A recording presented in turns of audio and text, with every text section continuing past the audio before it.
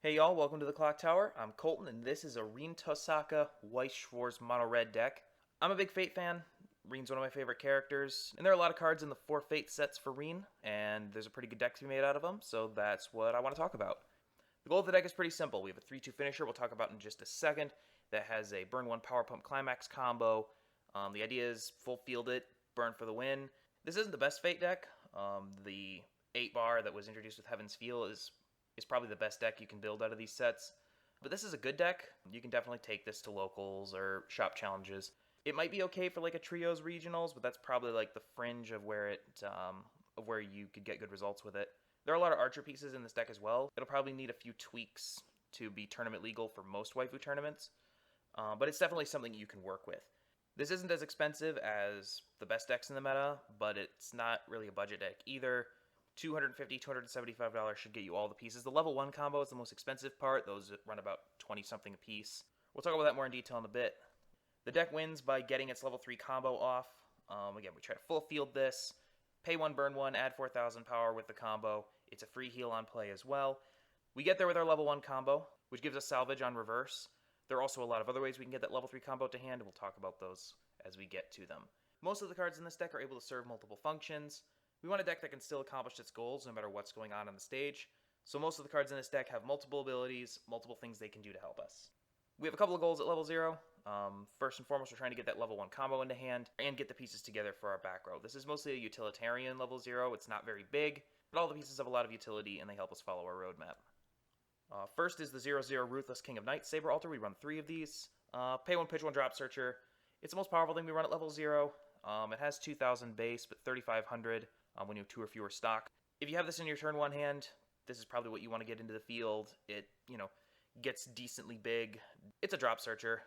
It has a lot of utility, and it can get us set up, and it can get us out of trouble. As Rin is a brainstormer with on-play filters for the waiting room, so you look at the top card, you can leave it there, put it in the waiting room, which is pretty nice. It's essentially a 5-card brainstormer, because it filters that top card before it uses the brainstorm effect. And it's also just a pay one. You don't have to tap it, so you can use this again and again. Really useful to get climaxes out of stock, to get out of a bad deck state, and it pluses from waiting room when it reveals a climax. So it does a lot of different things for us. Next is the successor of Tohsaka. We play 4 of these. On play top check, if that card's a Rin or an Archer character, put it into hand and discard 1. So really nice hand fix. Gets us pieces into hand. Discards our climaxes for us. It also has a pay 1, rest 2 ability that gives any card named Archer on reverse salvage, which is a really helpful way for us to get our endgame pieces into hand if the level 1 combo doesn't go off. We'll talk about that more when we get to the level 1 Archer. There's a lot of salvage in this deck. The waiting room gets pretty big pretty fast, so salvage is a really helpful mechanic for us, so we have a lot of different ways to get stuff from our waiting room. Ideal Existence Archer, we run 3 of these. It's a rest 2 power pump, gives 2,000 power to one of our characters. Helps us get reverses with a level 1 combo because it is an on-reverse combo. Helps us step over things. It's really easy power pump. We can also pay 1 on play to get the plussing event from the waiting room. Not super useful, but it is an option if we need it. And the last card we play at level 0 is the Devilish Smile Rin. This gives all of our Rins and Archers Clock Encore, which is literally everything except for the Saber Alter. Super useful to help keep our field full, and it helps keep our pieces that have synergy together active, like the successor of Tohsaka and the Archer that we'll get to in a minute. It also can help us level fix if we're stuck at 0.5 or stuck at 2.5 and we want to get to the next level because we have all those things in hand. This helps us get there. Also, going into level 3, we can clock encore anything because we have an on-play heal at level 3. This is useful for a lot of reasons. We want to have one in the field. That's why we run 3 of them. So in the mid-game, we're trying to get that level 3 combo into hand, usually with the level 1 combo that we have, although we have other ways to do that. And the rest of the mid-game is about making sure our back row is set up and continuing to build stock so we have enough for our finish. The level 1 combo is the Invitation to London Rin. It combos with the 2 Soul Trigger Mischievous Smile to give us on reverse salvage. It only has 4,500 base power, but it gets 1,000 when there are 3 other Rins or Archers on the field, which is pretty much always. The climax itself doesn't add any power, so we really need some assist in the back. This is where the Ideal Existence Archer really helps. We have a couple of the pieces at level 1 that also give us power. The climax itself, it stocks 1 from waiting room on play, which gets us ahead in stock, which is nice. Overall, this is a little underpowered. In order to make this combo really work, the deck needs to run assists and power pump, which takes up deck space, but the salvage combo is worth it because it really sets up our endgame super well. The next important level 1 piece is the In Charge of Fuyuki Rin. I've heard some people call it Wall of Text Rin. We run 3 of these. and it has 5 different abilities. The most important ones are that it gives masters and servants 500 power. When a climax is placed in the field, you can pay 1 to top check 4 and put 1 into hand, so it's a nice little plussing mechanic that we can especially use with the Mischievous Smile climax that actually gives us an extra stock. So essentially we can use that stock to give us a free top check when that climax is played, which is really nice. We can also pay 1 to send a level 0 from our opponent's front row into their waiting room, which has limited use, but it's there for the times that it's useful. It gives itself plus 2,000 on offense, and your opponent can't play events when it's in battle, so 4,000 at level 1 isn't a big body. That's not really what it's here for. It's our universal back row support. We'll usually want to have one of these in our back row for most of the game. Next, let's talk about some events. We run 2 at level 1. Calibog 2 gets us a card out of our top 4 for free. Any red character, so literally any character card in the deck, we can just add to hand off of this, including our level 1 and level 3 combos. And it also mills us for free. It's useful. We run 4 of it. It helps us get through our deck. It helps us plus. It's really good. It's really straightforward. The other one that we run, I haven't seen a lot of this in a lot of Fate decks, but I think it's really useful, especially in this build. It's a 1/1 event, Azoth Dagger. We pay 1 to get any servant character out of our waiting room, and it also gives 3,000 power to one of our master characters. So this can simultaneously power pump our Invitation to Londons to help them get reverses, and it can also go and get something out of our waiting room, and we're paying 1 for both effects. This isn't our primary power pump or salvage mechanic, but it's definitely useful, especially in a pinch, maybe late game, we're short one of our end game pieces, and we can just pay 1 to get it. We can't search for it, it's an event, so that's really its only drawback, but it has a lot of utility for a relatively low cost. Next at level 0, we play the 1/0 5,000 End of Fight Archer. We play 2 of these. This is mostly here because it's a big body. It gets 500 on play for each master or servant until end of turn, so it's usually going to be at 7,500. And the successor of Tohsaka, level 0, when we use its pay 1, rest 2 ability, it gives on reverse waiting room search to one of our archer characters. So usually we'll target this one. It can get really big with all of the help that we have between Charge of Fuyuki and Ideal Existence Archer. It can get well above 10,000 if you put all of the power pump into it, so it can reverse early plays and standby targets, especially standby targets at level 2. It can even knock out early play level 3s with the right support. Finally, at level 1, we do have a backup. We run 2 of the Complex Emotions Rin. It's a free 1,000 power backup event, and we can also pitch 2 to send opponents early plays to waiting room. It's really straightforward. Pitching 2 isn't fun, but we have so much plus in the deck that we can have the cards to pay that cost, and it helps us get rid of early plays. Moving on to level 2, the 2/1 Heroic Rin and Archer. We run 2 of these. On play, free refresh, draw a card. This 1 card gives us a pretty big body at level 2, saves us refresh damage, and it cantrips. Finally, at level 2, we run 1 of the Young Successor Rin from Fate 0. So this card combos with any red climax to pitch 1 on attack and give us salvage. This is a way that we can get around decks that don't let us reverse. Obviously, the Attack on Titans, things like that. This gives us another way that isn't Azoth Dagger of going into our waiting room to salvage without needing to get a reverse.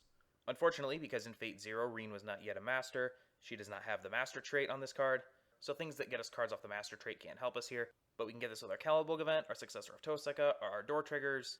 We have ways to get this. If we need it for a specific matchup, it's there. It also gives us an extra soul trigger, but also Rin was one of the best parts of Fate 0. Having her on a card is just really cool.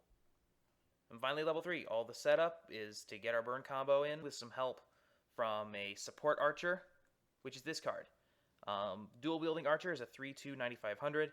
He has 2 on-play pitch 1 abilities. The first one is he puts a weapon character on stage from hand for free. So essentially, if you have 2 of these in hand, you can play them both for the cost of 1. That's not an ideal situation because we want to full field our burn combo. But if we don't have all the pieces in hand, or maybe don't have the stock to go get all those pieces, we can save ourselves a little bit of stock with this ability.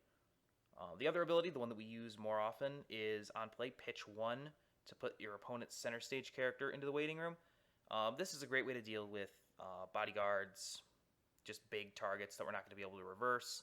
Our combo gets to 14,000 power without any back row support. So usually it's big enough, but if it's not, this takes care of that for us. It's 2 soul swing, it doesn't have the burn. But because the on-attack burn is a pay 1 ability, which we'll get to in a minute, if our stock doesn't allow us to full field our burn finishers, we can put one of these guys onto the field, wind away something to give us an open lane, It swings, gives us that 1 stock that we can then pay out to get the burn on our other 2. And finally, the burn combo.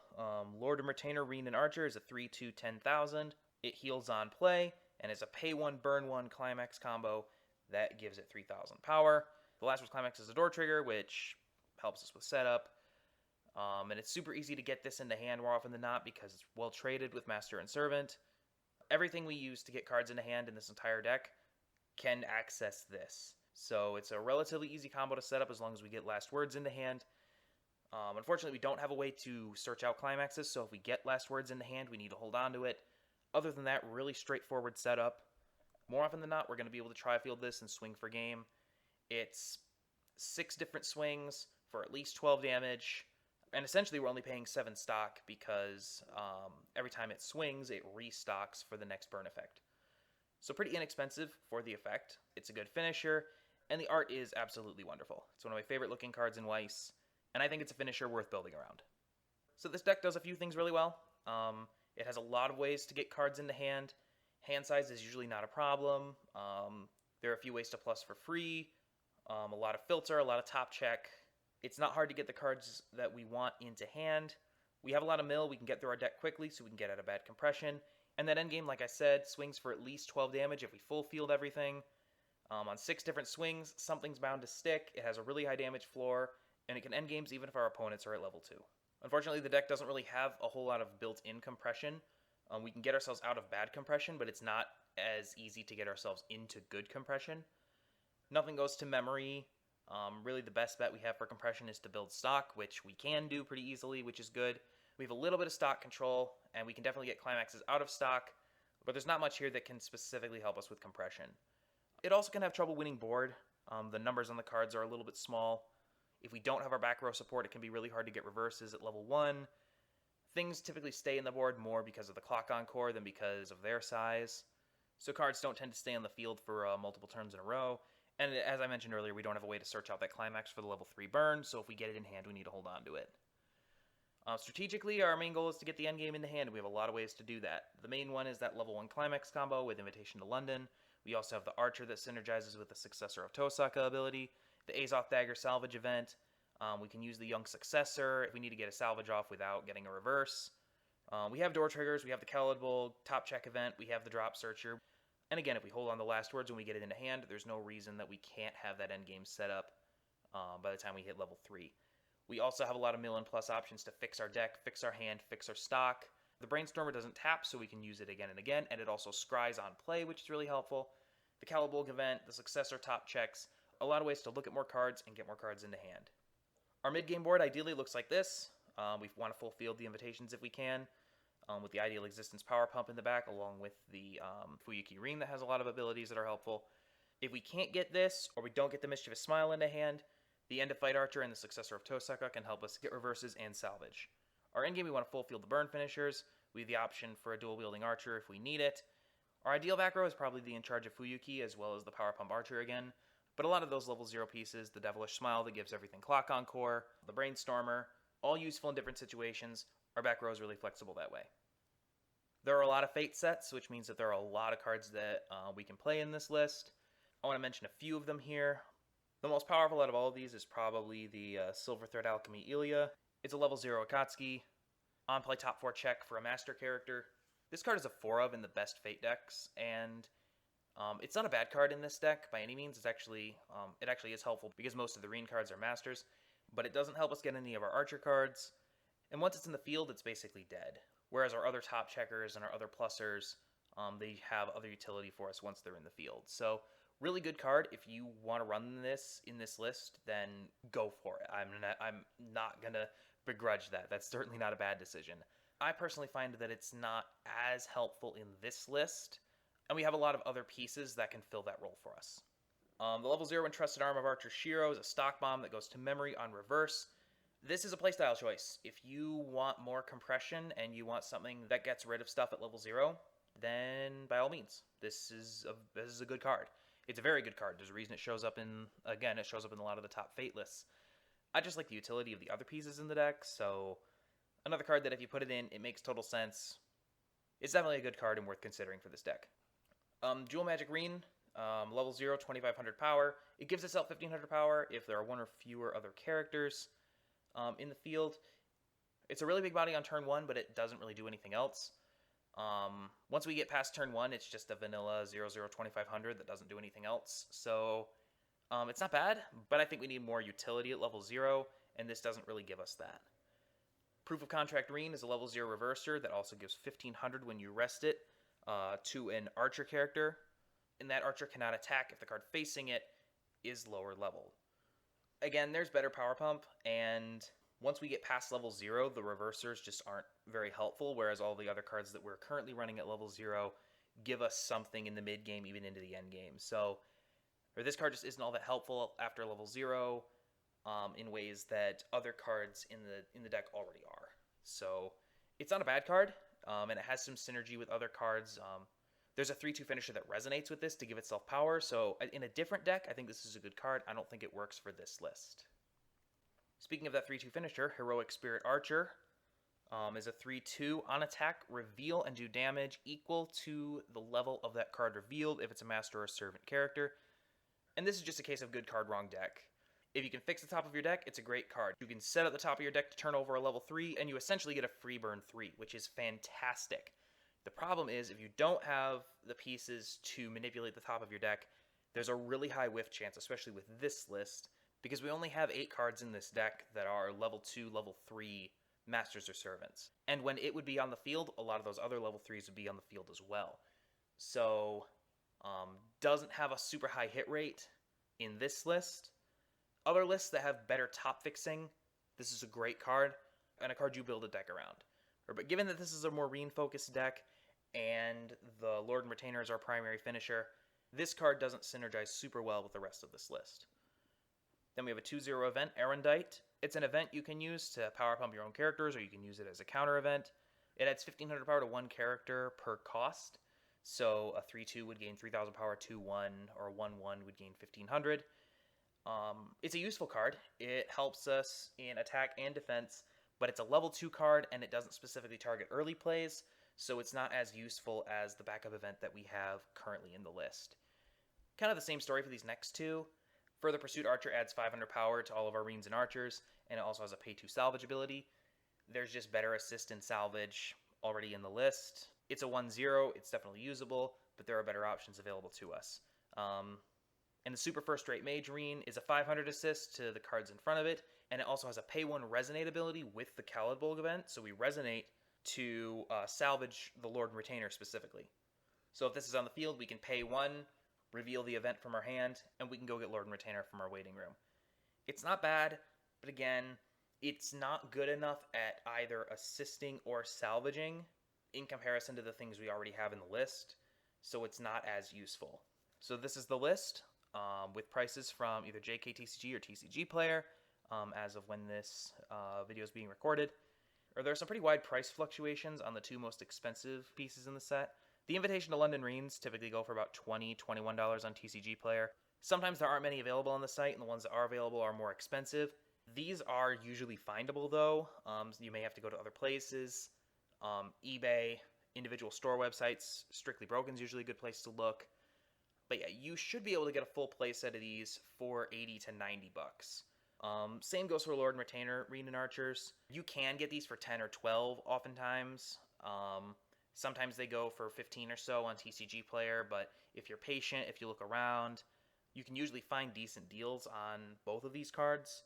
But those are definitely the most expensive cards in the set. They make up about half of the price. The rest of these are all pretty easy to get a hold of. A lot of them are available on JK. A lot of them are lower priced on TCG Player. So these are the prices, not including shipping, as of when I'm recording this. So you're looking at, like, if you went out and bought them right now and just paid upfront for whatever the top result was on TCG, you'd probably be looking at like a $275 deck. If you dig around a little bit, you can definitely get this closer to the $250 range. So again, not a budget deck by any means, but also nowhere near as expensive as the best decks in the meta. And if you really like Rin and Archer, if you're a Fate fan and you want something that's competitive, maybe you want something in Fate that isn't the 8-bar meta deck, this is a good enough deck for mid-level competition. It's really fun to run. It's very consistent.